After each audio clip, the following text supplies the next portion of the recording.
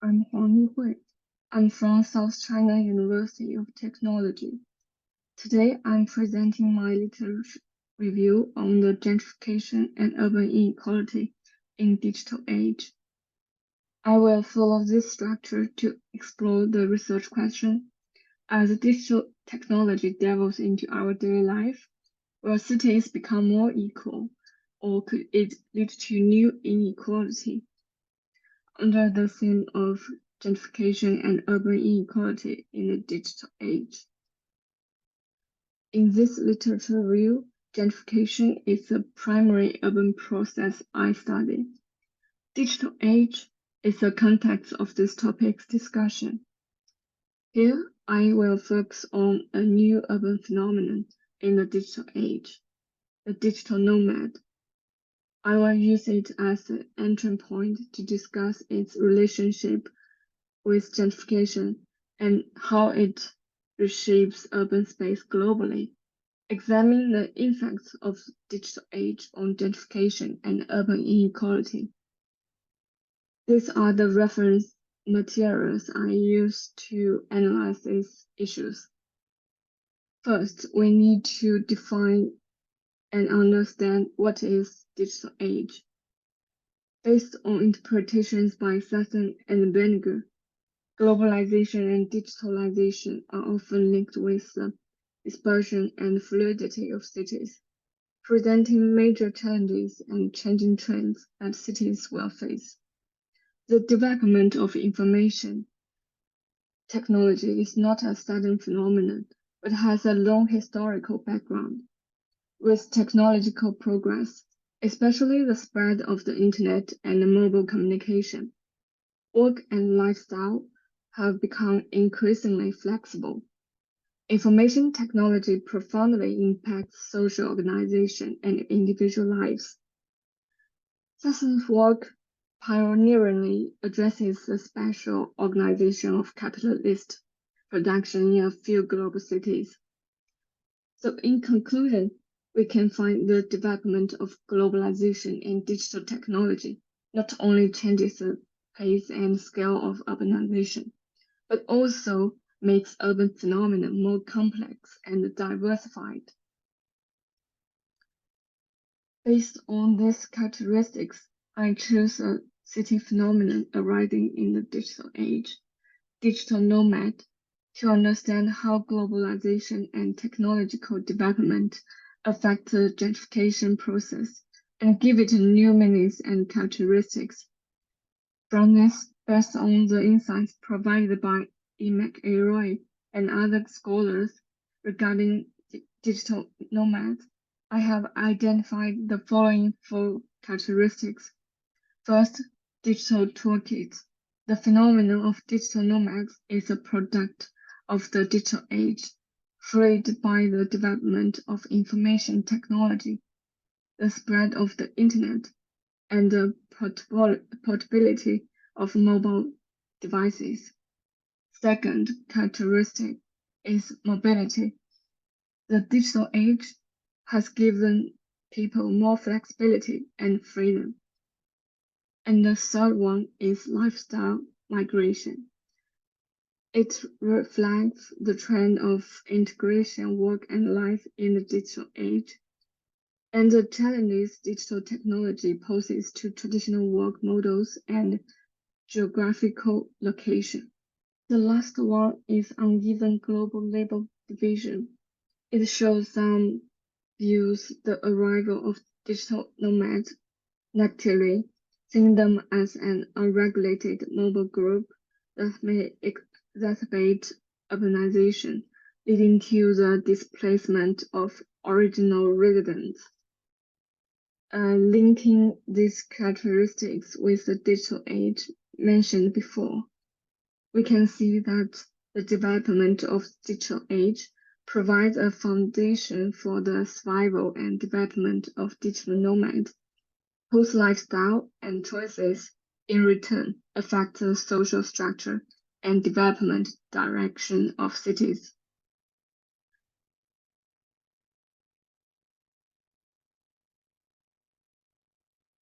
After understanding this background, we return to the theme of this literature review, gentrification. Through studying Smith's research on gentrification, I found gentrification defined it as a social process that attempts to use a series of positive global strategies to reclaim urban centers for the middle and upper classes. Current gentrification research suggests the need to study the universality and nuances of the gentrification process in different urban backgrounds. However, Jova and Diaz-Pala have critiqued the definition of gentrification for its excessive elasticity.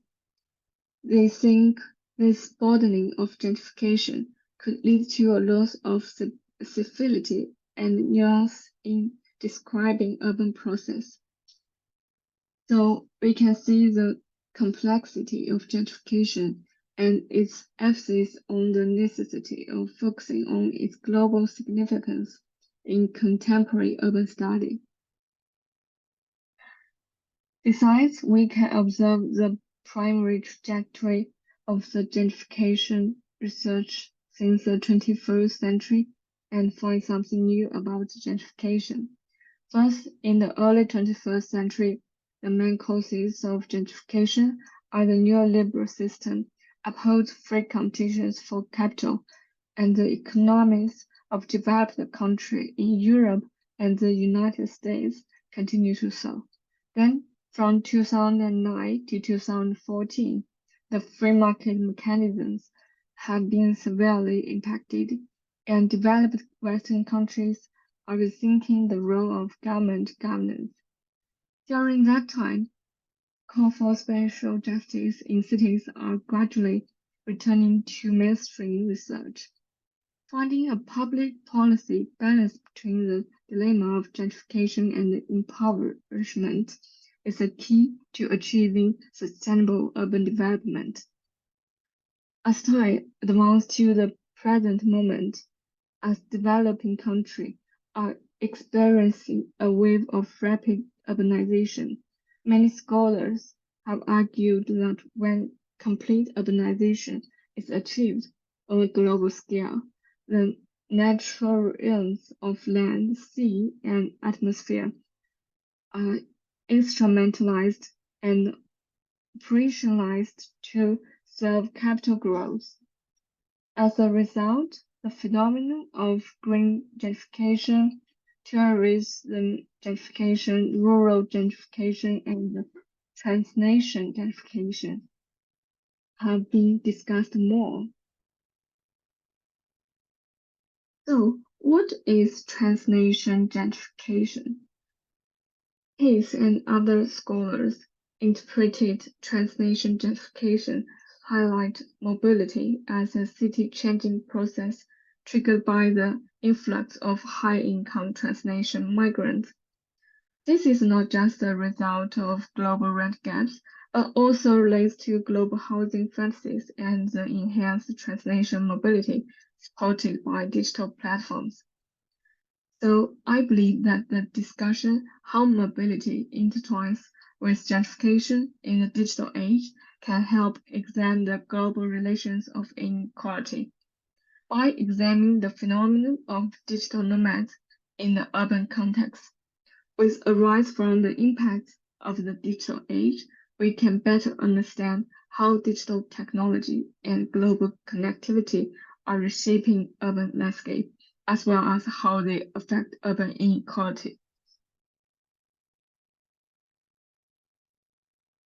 Here we can draw on McElroy's framework, which suggests that digital nomads primarily impact urban inequality through both material and allegorical dimension.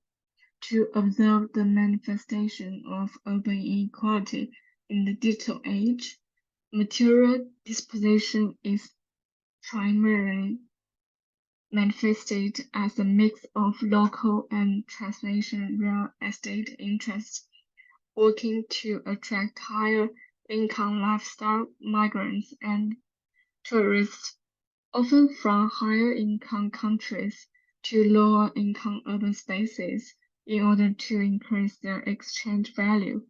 However, in this process, they reduce the use value of urban spaces from lower-income residents. And the social media displacement mainly involves the deprivation of social media discourse power. Research by Vergara and others shows the phenomenon of digital nomads sharpens urban inequality on material levels such as policy and infrastructure, while study by Utmark and others indicate that open representations of space on digital platforms have material consequences as they not only reflect but also promote gentrification. In the above studies, we can see the digital nomad and the digital age from various perspectives, such as global mobility and digital development perspective, contributes to the emergence of new inequality in the urbanization process. Of course, for a deeper exploration of potential inequalities in the urbanization process of the digital age, we need more profound research, such as more research from the European periphery and the global south, as well as a clear definition of digital nomad as distinct from other categories of mobile people, such as tourists, or a theoretical definition of the phenomenon of digital nomads. And that's all about my presentation. Thank you.